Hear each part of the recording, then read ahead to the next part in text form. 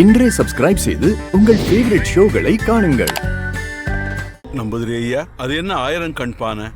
அதாவது நம்ம தமிழ் மாசத்துல மாசி, பங்குனி, சித்திரை மாசத்துல வர சிவராத்திரி, மாசி கலரி, காளி ஆட்டம் இது எல்லாம் தானே ரொம்ப விசேஷமாயிட்டு நடக்கும்.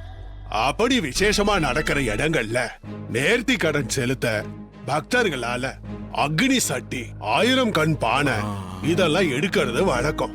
3 முகம், 5 முகம், 7 முகம், 9 முகம்னு அந்த காளியோட முக வடிவுல அந்த பானை எல்லாம் சிறு சிறு பொத்தலா இருக்கும்.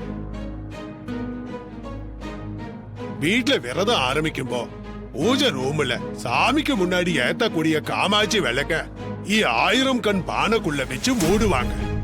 மூடப்படுற அந்த 1000 கண் பானைய சுத்தி வேப்பிலைங்க கட்டப்பட்டு அதை தான் தலை மேல வச்சுக்கிட்டு ராணி இங்க இருந்து காளி கோயிலுக்கு போகணும். அவ அதை சுமந்துட்டு போகும்போதே அவளுக்கு பல தடைகளும் இடையூறுகளும் வரலாம். ஆனா அதையெல்லாம் கடந்து அவ போகும்போதுதான் 50 குழுவை அவளால சந்திக்க முடியும்.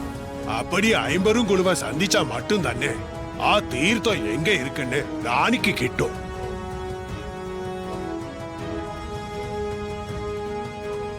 அத நல்லபடியா அவ சுமந்துட்டு போறதுக்கு அவளுக்கு தேவையான இறை அருளை வழங்க இங்க தொடர்ந்து நம்மட பூஜை நடந்துகிட்டே இருக்கும்.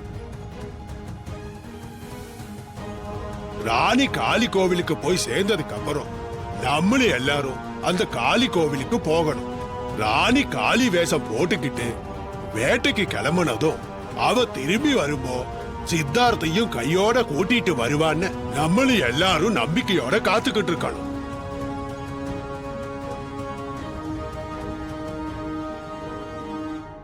ஆயிரங்கண் பானைக்கு பின்னால இப்படி ஒரு விளக்கு இருக்கா? இந்த பிரபஞ்சத்தோட படைப்புல நம்மள அறியாத பல ஆச்சரியங்கள் இன்னும் அதிகமாவே இருக்கு. அதுக்கான நேரமும் தேவையும் வரும்போது மட்டும்தான் அந்தந்த ஆச்சரியங்களை மனிதர்களால உணர முடியும். சரி, நேரமாச்சு. விரதத்தை ஆரம்பிக்கலாமா? ஆரம்பிக்கலாம் சாமி. தாடிகாரன் பாவம், சீக்கிரமா போய் அவனை எப்படியாவது காப்பாத்தி கூட்டின்னு வரணும். ராணி, பேடிக்க வேண்டாம், எல்லாம் நல்லதே நடக்கும். நீ போய் பூஜைக்கான மஞ்சள் புடவைய கட்டிக்கிட்டு ரெடி ஆயிட்டு வாமா. நாங்க மத்த வேலைகளை பாக்குறோம். சரிங்க ஐயா, நான் வரேன். சரிம்மா, நீ போ.